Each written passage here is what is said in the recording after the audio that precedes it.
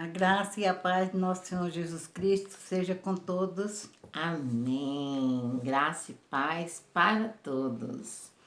Fé inabalável e fé inconstante.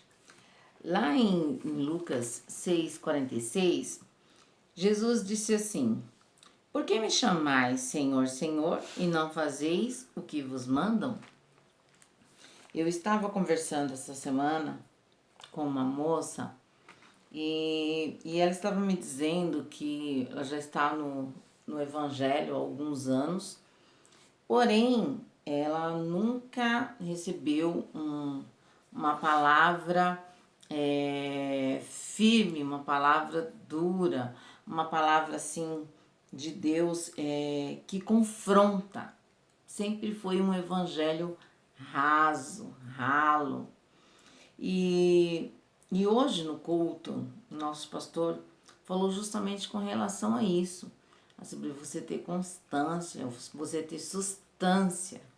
E o que nós mais estamos vendo nos dias de hoje são cristãos inconstantes, cristãos que qualquer problema que acontece, ele já esmorece, já não vai para a igreja, já fica entristecido com Deus, já fica com uma fé assim duvidosa. Ou seja, ele tem uma fé inconstante. Aí, o que é inconstante? Que não se mantém uniforme, intermitente, mutável, variável, ou seja, vive mudando, né? Um exemplo disso são pessoas que são as primeiras a se atirarem num projeto e na mesma rapidez elas abandonam.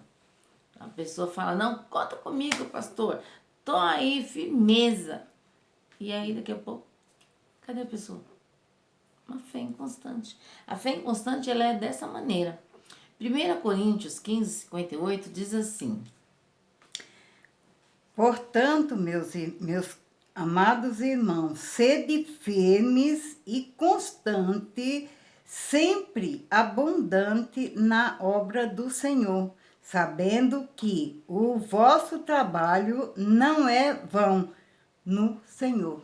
Isso. Sede firmes. Na minha tradução, ela é um pouco diferente. Ela fala sede firmes e inabaláveis, né? Na minha versão, ela fala assim, sede firmes e inabaláveis, sempre constantes na obra, porque no Senhor o seu trabalho não é vão. Então, sede firmes e inabaláveis. Mas como que eu faço para ser firme e inabalável? De que maneira? Para ser firme e inabalável, eu preciso ter comunhão com Deus. Para ser firme e inabalável, eu preciso meditar nesta palavra de dia e de noite. Para ser firme e inabalável, eu preciso orar constantemente, né? Aqui em casa nós mudamos o nosso padrão de café da manhã, né, mãe? E ultimamente nós estamos fazendo assim, nós estamos fazendo como um culto no lar. Todos os dias quando nós vamos tomar o nosso café, a gente pega o celular ou mesmo na televisão, no YouTube, e a gente coloca a palavra. E enquanto a gente toma café, a gente vai ouvindo a palavra. Eu ouvi o jornal da manhã, porque eu sempre gostei de ouvir jornal da manhã. Mas eu falei assim, às vezes você não tem tempo. Você corre, você levanta, vai pro trabalho, não sei o que, não sei o que, não sei o que, mas você para tomar café. Então, neste momento, a gente para, a gente vai ouvindo a palavra, tomando café, e quando a gente termina de tomar o café, aí a gente ora. Então a gente ora, a gente agradece a Deus por tudo que Deus tem feito, a gente agradece pelo amor dele, glorifica o nome dele, para depois a gente pensar em pedir alguma coisa e falar, Senhor, toma conta desse dia. Então, se você não tem um costume de você fazer isso, de você orar, procura ver um horário que você está sossegado. Naquele horário que você está sossegado, começa a ler a palavra do Senhor. Começa a meditar na palavra do Senhor. Até quando você levanta, que você vai abrir a sua janela, ali você faz uma oração. Porque todos os dias, quando eu levanto, que eu abro a minha janela, eu dou bom dia, Jesus, bom dia, Espírito Santo, e ali eu oro pela minha família, pelos que trabalham, eu oro pelo nosso país, eu oro pela juventude, e ali você ora. E eu oro antes de eu levantar, enquanto eu sento os pés no chão, eu já estou orando. Mas vou abrir minha janela novamente. Exatamente, Então, eu ia dizer isso. Antes de você se levantar, você já tem que agradecer a Deus pelo seu dia. Agradecer a Deus pela noite que você tem. Pelos Então, sonhos que você sonhou, que às vezes não era sonho bom, você tem que pedir perdão para Deus, né? Então, entrega teu caminho ao Senhor, diz a palavra, confia nele e o mais ele fala. Então, Jesus ali, ele falou, por que me chamas Senhor, Senhor, e não faz o que eu mando?